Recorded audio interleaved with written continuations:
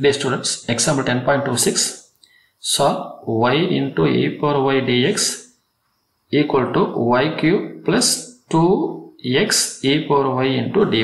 இப்போ கவனிங்களேன், இந்த மாதிரி கொஸ்டின் நமக்கு இருக்கிற மிகப்பெரிய பிரச்சனை கேட்டிங்கன்னா, இது வேரியபிள் செப்பரபிளா ஹோமோஜீனியஸா லீனியர் அப்படிங்கிறது தான்.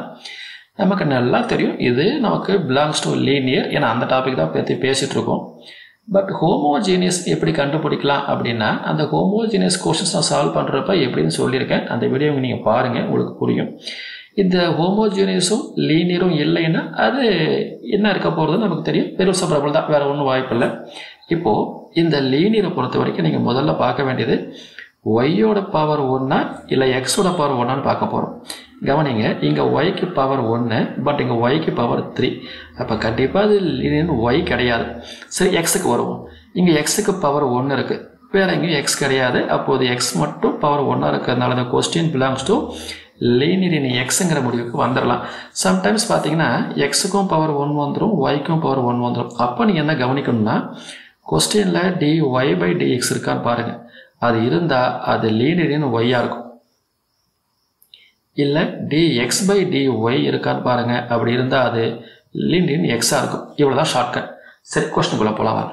இப்போது இது கொடுத்துருக்குற கொஸ்டின் நான் முதல்ல சொன்ன மாதிரி இது கண்டுபிடிச்சிட்டேன், லீனியர் இன் எக்ஸ் அப்படின்னு. அப்போ எக்ஸாக இருந்தால் நம்ம கொண்டு வர வேண்டிய ஃபார்ம் என்னது, இந்த ஃபார்முக்கு நம்ம கொஸ்டினை மாற்றணும். இந்த லீனியர் இன் எக்ஸை பொறுத்த வரைக்கும் இந்த பியும் கியூவும் என்ன இருக்கணும், ஃபங்க்ஷன் ஆஃப் ஒய்யாக இருக்கணும். இதை மைண்டில் வச்சுக்கிட்டு இங்கே கன்வெர்ட் பண்ணலாம். அப்போ என்ன நடக்கும், இந்த dx வேல்யூ இங்கேயே வச்சுக்கிட்டு இதை அப்படி கொண்டு போயிருக்காங்க. அப்போ என்ன பண்ணலாம், இந்த dy இப்படி கொண்டு வந்துட்டு இதை இப்படி கொண்டு போயிடுறேன். ரெண்டு வேலை பார்த்துருக்கேன். இந்த dx அங்கேயே வச்சுக்கிட்டு இந்த dy கொண்டு வந்திருக்கேன். இது இந்த பக்கம் கொண்டு போய் பிரித்து கொடுத்துருக்கேன். எப்படி, y கியூபுக்கு அந்த டினாமினேட்டரும் இந்த 2x e power yக்கு டினாமினேட்டரும் பிரித்து கொடுத்துட்டு காமன் டேர்ம்ஸ் எல்லாம் கேன்சல் பண்ணிட்டேன். இப்போ பாருங்கள் என்ன ரிமைனிங் இருக்கு,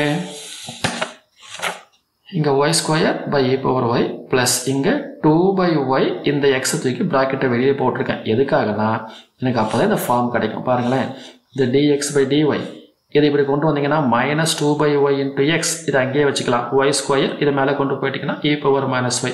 இப்போ is of the form dx by dy plus px equal to q. இப்போ pங்கிறது யாரு, மைனஸ் 2 by y, qங்கிறது யாரு, y square into e power minus y. நல்லா கவனிச்சு பாருங்க, இந்த pயும் ஃபங்க்ஷன் ஆஃப் y, இந்த qவும் ஃபங்க்ஷன் ஆஃப் y. சரியா போச்சுங்களா. அப்போ pங்கிறது மைனஸ் 2 by y, qங்கிறது y square into e power minus y. சரி, இப்போ the question is linear in x கண்டுபிடிச்சிட்டோம். linear in x இருந்தால் அதோடைய ஜென்ரல் சொல்யூஷன் இப்படி தான் இருக்கும். அதாவது x into e power integral over pdy equal to integral over q into e power pdy into dy plus c. இதை first ஈக்குவேஷனாக வச்சுக்கலாம். இப்போ என்ன கண்டுபிடிக்க போகிறோம்னா, இந்த இன்டகிரேட்டிங் ஃபேக்டரை கண்டுபிடிச்சி இங்கே ரீப்ளேஸ் பண்ணி சிம்பிளை பண்ண போகிறோம், அவ்வளோதான். இப்போது e power pd integral over pdy is equal to e power இந்த pயோட வேல்யூ இங்கே சொன்னேன் இல்லையா, மைனஸ் 2 by y, அது இங்கே நான் போட்டிருக்கேன், இன்ட்டு dy. இப்போ மைனஸ் 2 வெளியே வச்சுக்கிட்டிங்கன்னா இது 1 by yன்னு வரும். 1 by y பண்ணிங்கன்னா log y, இந்த மைனஸ் 2க்கு மேலே போடுறோம் பவர். அப்போ என்ன ஆகிடும், y பவர் மைனஸ் 2. அப்போது ஈலா கேன்சல் ஆகிட்டு உங்களுக்கு என்ன கிடைக்கும், integrating factor equal to y power minus 2, அதாவது 1 by y ஸ்கொயர். இப்போ இந்த இன்டகிரேட்டிங் ஃபேக்டரை கொண்டுட்டு போய் எங்கே போட போகிறோம், இந்த ஃபர்ஸ்ட்டில் போட போகிறோம்.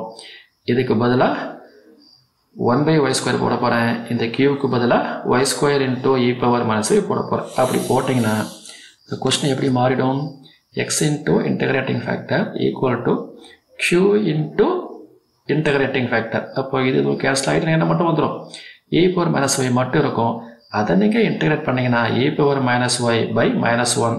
எப்பயும் போல் அந்த c இங்கே ஆட் பண்ணிக்கிறோம். கரெக்டாக. இப்போது இந்த மைனஸ் 1 மைனஸ் ஆயிடுச்சு, e பவர்